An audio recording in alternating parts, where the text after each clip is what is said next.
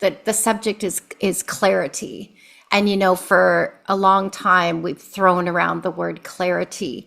But I really want to deepen that today as one invitation and actually like thank clarity and say, no, right now, I'm really committed to certainty. Beyond clarity lies certainty.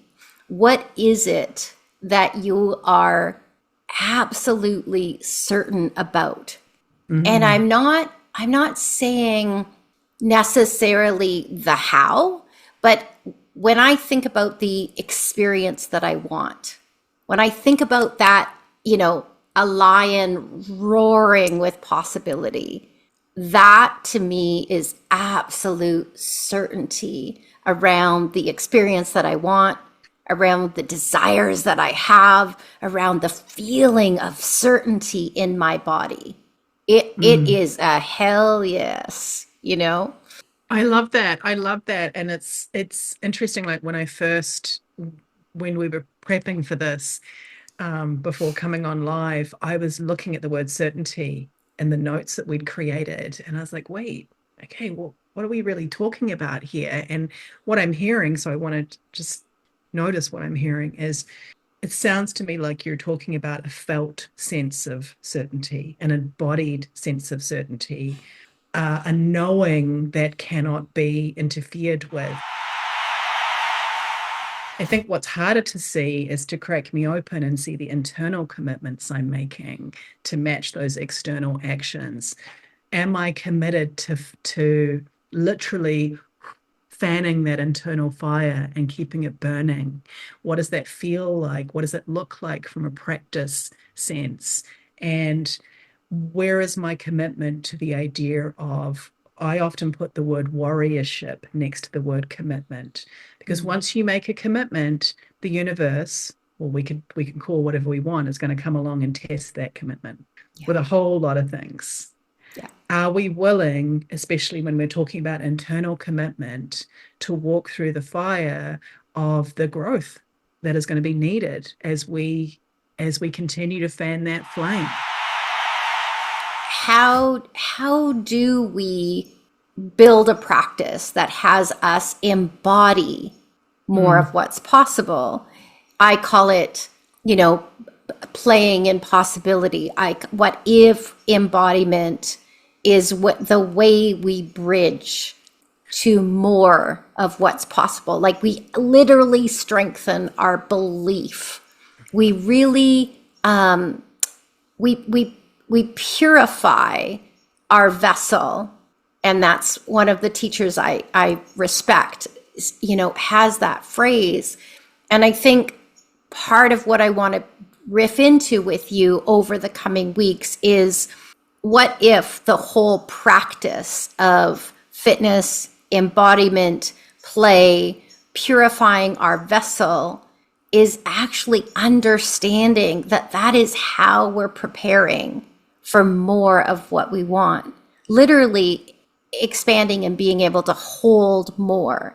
Because I think part of what people sense as a block is the fact that they're manifesting all these things, but they're truly not ready for them. They haven't expanded to the point where they're able to hold more. And so they keep wondering why their manifestation is not showing up. How you live your life is your reality. And I know that sounds so simple, but clearly it came through. How you live is your reality. And so when I talk about expanding the field or creating magic at the periphery, it's that invitation to just sit in the middle and understand that, oh, how I live, how if I get up tomorrow and I believe that I'm a bodybuilder, I believe that I'm a $1 billion CEO, I believe that I am an iconic artist and storyteller and creative, and I live from that place, Mm. That is the reality. That is the perception or the reality that I'm walking into, that I'm embodying, that I'm having fun with, right? In my language, it's the concept of becoming the future. You know, we have this idea that the future is something out there that we're working towards, and of course we're always working towards something, and we can also collapse the future into this moment. And it's interesting. I'm just getting visuals now that you gave that football metaphor at the beginning. I'm thinking about if I'm on the field. Okay, football doesn't work for me. Netball does, but probably nobody here in North America knows.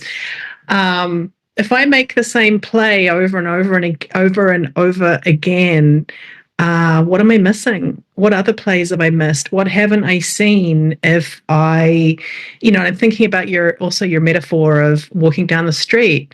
How you walk down the street is how you walk down the street. But what if you walk on the other side that day? What then? And then you can look back at yourself on the other side. Okay, now we're getting super metaphysical. Right. Yeah. Physical fitness was my training ground for manifestation and for life and leadership. So I would say to women, like, please, you've got to believe me. I've done this numerous times before. How you eat and drink and move today, it won't show up today. You might feel a little better. You might have a little more energy, but how you eat and drink and move today will likely show up in about 4 to 6 weeks. And so I'm just going to ask you to hold on. You're going to have to hold my belief for now. But really, what's different? Really, what's different between that and being a founder, being a creative, being an artist, being a change maker?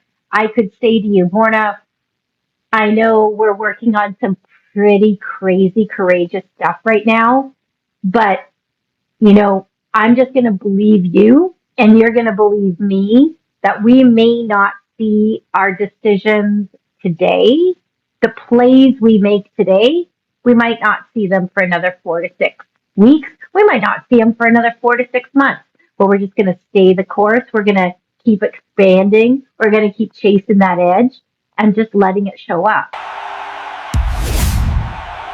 A fundamental stance that I think is useful for us all to adapt is the difference between approaching any situation with a learner mindset versus a knowing mindset.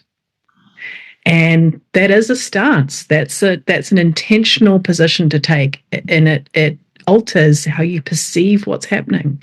If you go into a situation knowing, you're going to miss so much possibility and potential.